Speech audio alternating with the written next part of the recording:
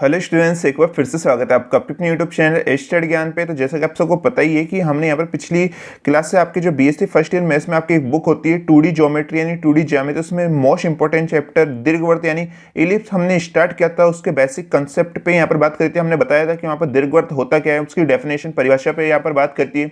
साथ में हमने उसके सामान्य समीकरण यानी उसके जो स्टैंडर्ड इक्वेशन होती है उसके ऊपर यहाँ पर बात करी थी। उसके सेकंड फॉर्म पे बात करी थी यानी उसके द्वितीय रूप पे बात करी थी, और काफ़ी वहाँ पर वो इंपॉर्टेंट क्लास थी।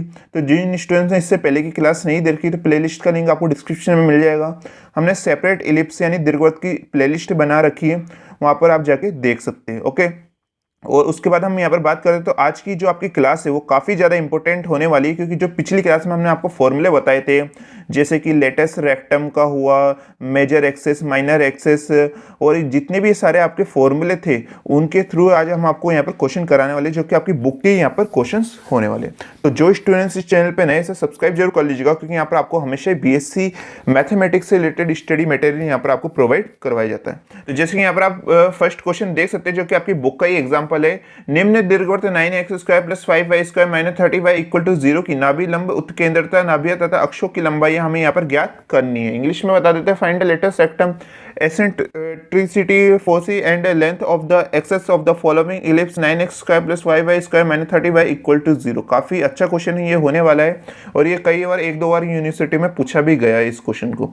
तो यहाँ पर आप देख सकते हैं, यहाँ पर हमारी इक्वेशन दे रखी है, जो कि क्या है, 9x² + 5y² - 30y = 0। इसको हमें क्या, यहाँ पर सबसे पहले इलिप्स की फॉर्म में, यहाँ पर जो हमारे इलिप्स का फॉर्मूला आप सबको पता ही है, दीर्घवृत्त क्या होता है आपके, x² / a² + y² / b² = 1, जो कि मैंने आपको पिछली क्लास में बताया था। हमें इस इक्वेशन को उस फॉर्म में सबसे पहले यहाँ पर लाना होगा। तो इसको लाने के लिए हम यहाँ पर क्या करेंगे, इन दोनों में से सबसे पहले हम 5 को यहाँ पर कॉमन ले लेंगे। तो यहाँ पर आप देखिए, जैसे 5 कॉमन आ जाएगा तो क्वेश्चन में क्या आ जाएगा आपके, y² - 6y यहाँ पर आपके आ जाएगा। उसके बाद हमें यहाँ पर क्या करना होगा, यहाँ पर अभी हमें यहाँ पर +3 का स्क्वायर करना होगा, -3 का हमें यहाँ पर स्क्वायर करना होगा। ओके, यहाँ पर आप देखिएगा, यहाँ पर एक बार +3 का स्क्वायर कर देते हैं, एक बार -3 का हम यहाँ पर स्क्वायर कर देते हैं। क्योंकि आप कहेंगे कि ऐसा हम क्यों कर रहे हैं, ऐसा इसलिए कर रहे हैं क्योंकि यहाँ पर हमें जो आपकी इक्वेशन आनी चाहिए वो किस फॉर्म में आनी चाहिए, आपकी स्क्वायर की फॉर्म में यहाँ पर आपकी होनी चाहिए। यानी जो पूरी y वैल्यू है वो आपकी स्क्वायर की फॉर्म में यहाँ पर आपकी होनी चाहिए।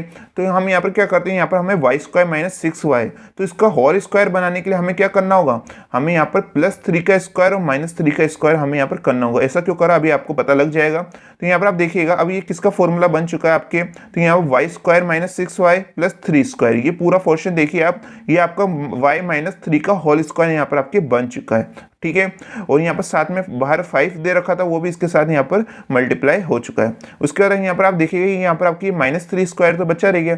तो यहाँ पर इस 3 का स्क्वायर क्या होता है आपके, आप सबको पता है 9 होता है। क्या होता है, 9 होता है। अंदर 9 है और बाहर ब्रैकेट के बाहर 5 दे रखा है, तो वो 5 9 से मल्टीप्लाई होकर क्या बनाएगा, 45 बनाएगा। तो यहाँ पर माइनस दे रखा है, तो -45 यहाँ पर आपके आ चुका है।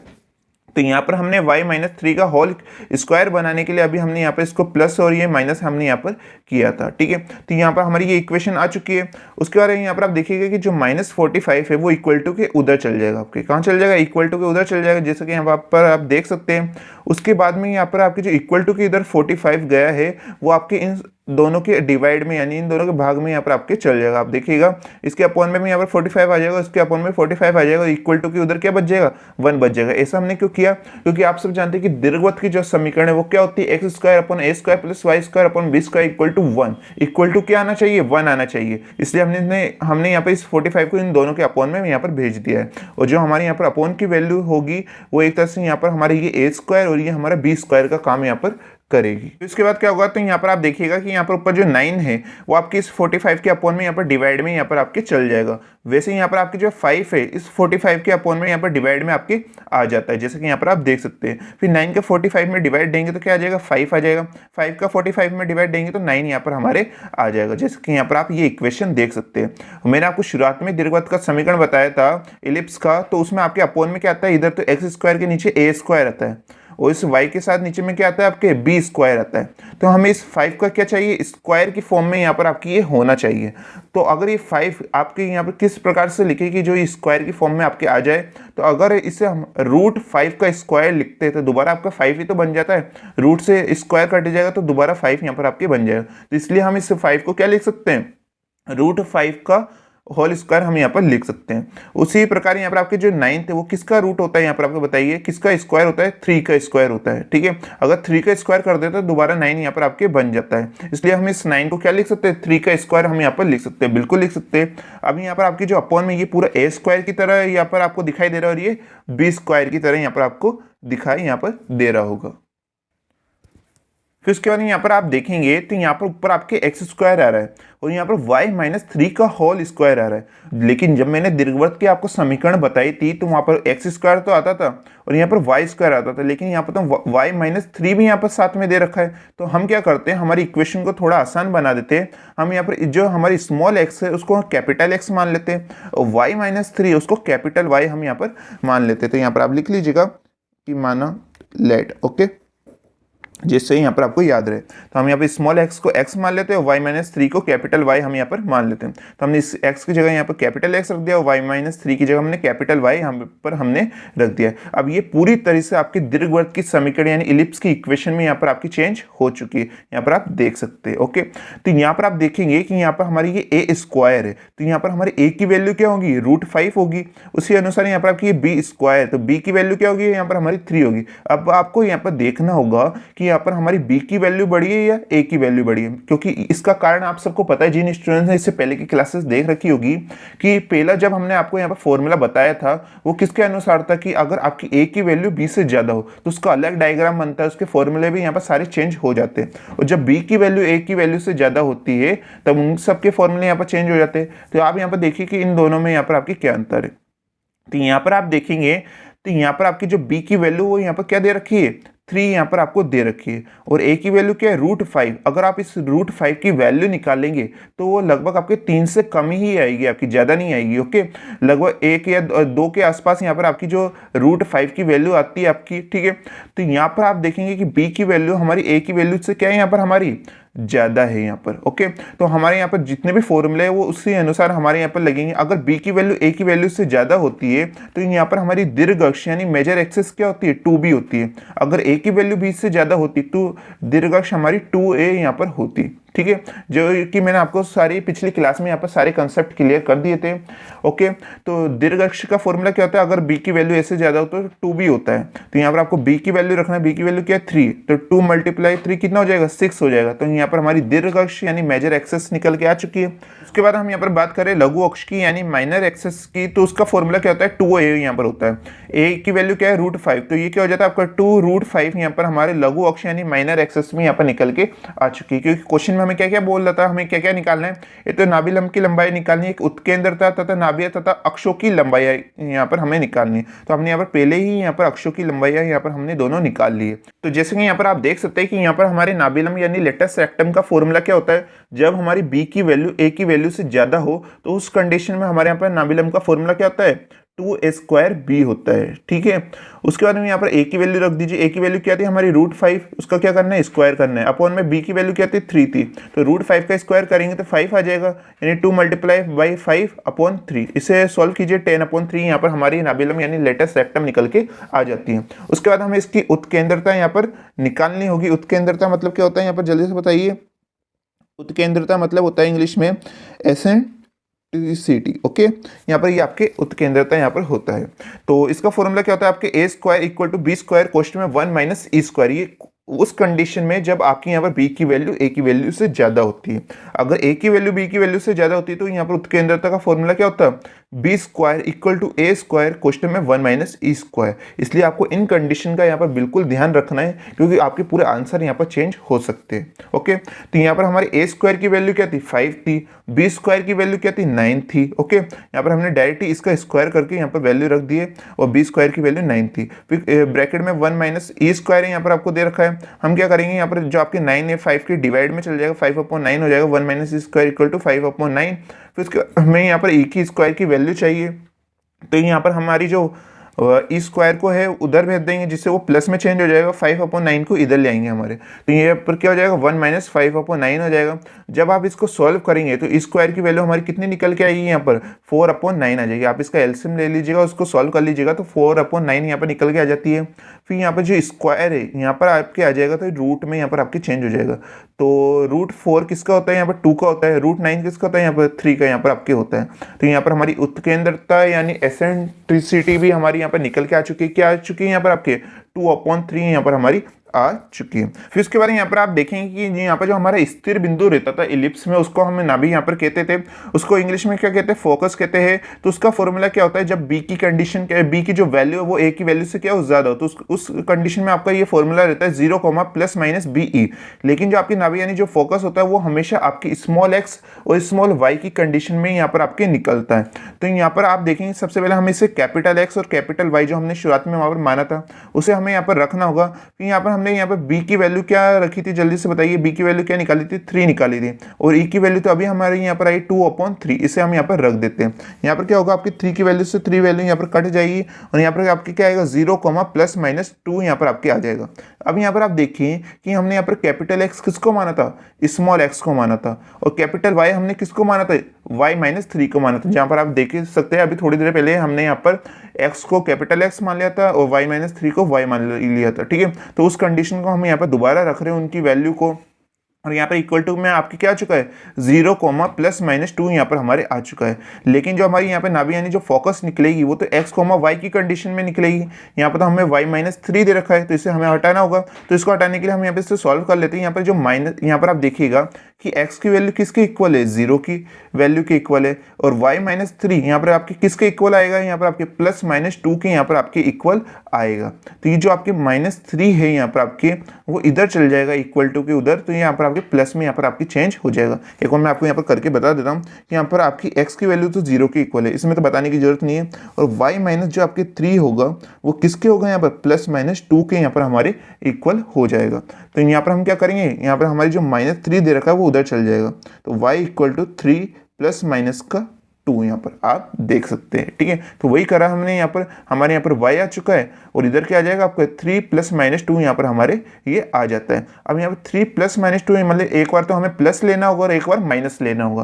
तो अगर हम प्लस लेते हैं तो ये क्या हो जाएगा 3 + 2 कितना हो जाएगा 5 हो जाएगा, और अगर माइनस लेते हैं 3 - 2 कितना हो जाएगा 1 हो जाएगा। तो हमारे यहाँ पर दो निर्देशांक यानी दो कोऑर्डिनेट्स हमारे यहाँ पे निकल के आ चुके हैं, जो कि क्या आते हैं हमारे 0,5 और 0,1। तो यही यहाँ पर हमारे फोकस के जो पॉइंट थे वो यहाँ पर हमारे बिल्कुल निकल के आ चुके। तो ये क्वेश्चन काफ़ी ज़्यादा इंपॉर्टेंट होता है, तो आप इसे अच्छी तरह से यहाँ पर तैयार कर लीजिएगा।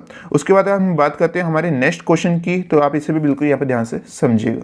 तो यहाँ पर आप नेक्स्ट क्वेश्चन देख सकते हैं जो कि क्या है, यहाँ पर find the eccentricity of the ellipse whose latus rectum if half of its in minor axis, यानी उस दीर्घवृत्त की उत्केंद्रता ज्ञात करनी है जिसकी नाभिलंब उसकी लघु अक्ष की क्या होती है, आधी होती है।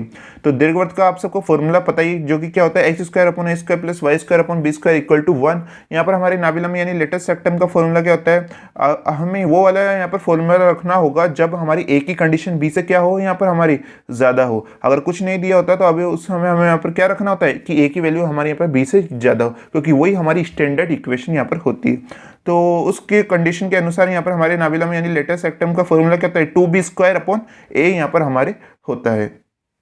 उसके बाद यहाँ पर हमारे जो लघु अक्ष है यानी माइनर एक्सेस है उसका क्या फॉर्मूला होता है, तो उसका यहाँ पर आपके 2b यहाँ पर फॉर्मूला होता है। अब अकॉर्डिंग टू क्वेश्चन A2Q क्या मतलब है, यहाँ पर अकॉर्डिंग टू क्वेश्चन, यानी हमारे क्वेश्चन में क्या दे रखा है कि आपकी जो नाभिलंब है वो लघु अक्ष की क्या होती है, आधी यहाँ पर आपकी होती है। यानी जो हमारी लेटेस्ट रेक्टम है वो यहाँ पर हमारी माइनर एक्सेस की क्या होती है, हाफ यहाँ पर होती है। तो उसके अकॉर्डिंग हमने यहाँ पर इसे रख दिया है।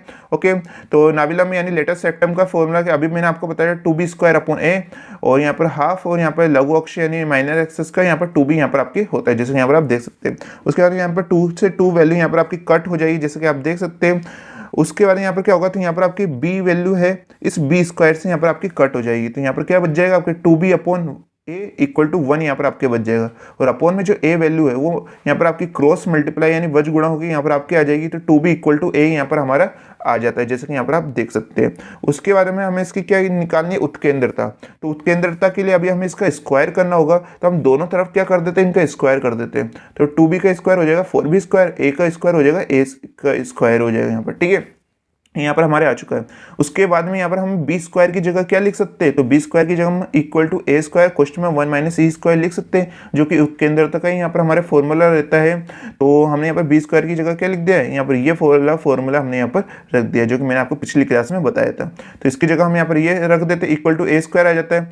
उसके बाद यहाँ पर आप देखिएगा कि यहाँ पर हमारे ए स्क्वायर से क्या कट हो जाएगा, ए स्क्वायर हमारे यहाँ पर कट हो जाएगा, क्या आएगा यहाँ पर आपके 4 क्वेश्चन में 1 minus e square equal to 1 यहाँ पर हमारे आ जाएगा। फिर इस 4 को आपको दोनों तरफ मल्टीप्लाई करना है, तो 4 minus 4 e square equal to यहाँ पर 1 आ जाएगा, जैसे कि यहाँ पर आप देख सकते हैं। उसके बाद में यहाँ पर आपके जो 4 ई स्क्वायर ये माइनस में इसको इक्वल टू के उधर ले जाएंगे, तो ये प्लस 4 ई स्क्वायर यहाँ पर हो जाएगा। इस 1 वैल्यू को इधर ले आएंगे तो ये 4 माइनस 1 यहाँ पर हमारे हो जाता है, जैसे कि यहाँ पर आप देख सकते हैं। उसके बाद में हम यहाँ पर 4 माइनस 1 करेंगे तो कितनी वैल्यू आ जाती है आपकी, 3 वैल्यू आ जाती है। 3 इक्वल टू 4 ई स्क्वायर यहाँ पर हमारे आ जाता है। उसके बाद हमें यहाँ पर ई स्क्वायर की वैल्यू निकालनी है, तो ये 4 को अपॉन में भेज देते हैं, तो 3/4 यहाँ पर आपके आ जाता है। उसके बाद हमें ई की वैल्यू सेपरेट यहाँ पर चाहिए, तो जैसे ये स्क्वायर उधर जाएगा तो ये रूट में यहाँ पर आपकी चेंज हो जाएगा, तो 3 का रूट यहाँ पर रूट 3 हो जाएगा, और 4 का रूट किसका होता है, यहाँ पर आपके 2 का होता है, तो यहाँ पर हमारे आ जाता है, जैसे कि यहाँ पर आप देख सकते हैं। और यहाँ पर हमारी जो उत्केंद्रता है यानी एसेंट्रिसिटी है वो हमारे यहाँ पर निकल के आ चुकी है, जो कि काफ़ी अच्छा क्वेश्चन था और बिल्कुल आसान क्वेश्चन यहाँ पर था। अब बात करते हैं हम यहाँ पर नेक्स्ट क्वेश्चन को, इसे भी आप बिल्कुल यहाँ पर ध्यान से समझिएगा। तो जैसे कि स्टूडेंट्स यहाँ पर हम ये नेक्स्ट क्वेश्चन देख सकते हैं, जो कि क्या है, उस दीर्घवृत्त का समीकरण ज्ञात कीजिए जिसकी उत्केंद्रता 2/3 तथा नाभिलंब क्या है 5 है। तो ये तो बिल्कुल ही आसान होने वाला है। Find the equation of the ellipse whose eccentricity is 2/3 and latus rectum is 5। तो यहाँ पर हमारे दीर्घवृत्त यानी इलिप्स का फॉर्मूला क्या होता है, x² plus y² equal to 1 होता है, जो कि क्या हो जाती है हमारी, इसे इक्वेशन हम फर्स्ट ही दे देते हैं। उत्केंद्रता यानी एसेंट्रिसिटी हमें क्या दे रखी है, E इक्वल टू 2/3 दे रखी है, जैसे कि यहाँ पर आप देख सकते हैं। और नाभिलंब यानी लेटेस्ट सेक्टम हमें क्या दे रखा है, 5 यहाँ पर हमें दे रखा है। यहाँ पर आप देख सकते हैं, यहाँ पर हमारे जो नाभिलंब यानी लेटेस्ट सेक्टम का फॉर्मूला क्या होता है, आपके 2b² इक्वल टू 5 होता है। जब हमें कुछ कंडीशन नहीं दी होती तो उस कंडीशन में हमें यहाँ पर a की वैल्यू b से क्या रखनी होती है, ज़्यादा रखनी होती है, क्योंकि वही हमारे यहाँ पे स्टैंडर्ड फॉर्म यहाँ पर हमारी होती है। तो यहाँ पर 2b² इक्वल टू यहाँ पर जो हमारे 5 वैल्यू दे रखी थी इक्वल टू 5 आ जाती है। अब क्या होगा, यहाँ पर आपकी जो a की वैल्यू इस 5 से क्रॉस मल्टीप्लाई यानी वज गुणा हो जाएगी, तो 2b² इक्वल टू 5a यहाँ पर हमारा हो जाएगा। जैसे कि यहाँ पर आप देख सकते हैं, यहाँ पर हमारे 2b² इक्वल टू 5a यहाँ पर आ चुका है, जो कि हमारी इक्वेशन नंबर सेकंड हो जाती है।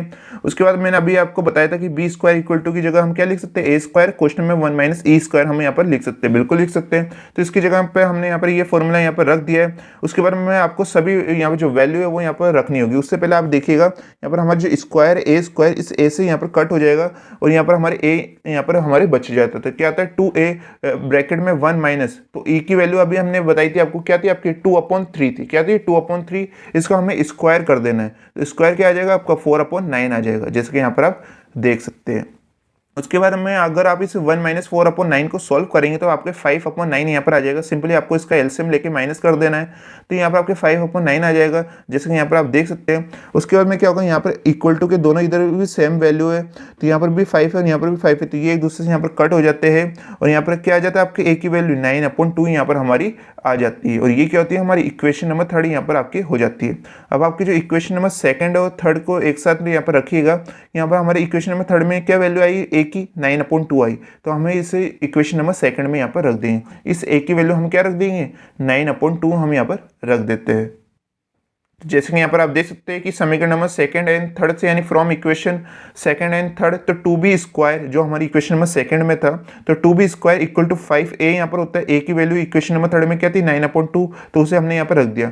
9 × 5 45 यहाँ पर हो जाता है, 45/2 यहाँ पर हमारे आ जाता है।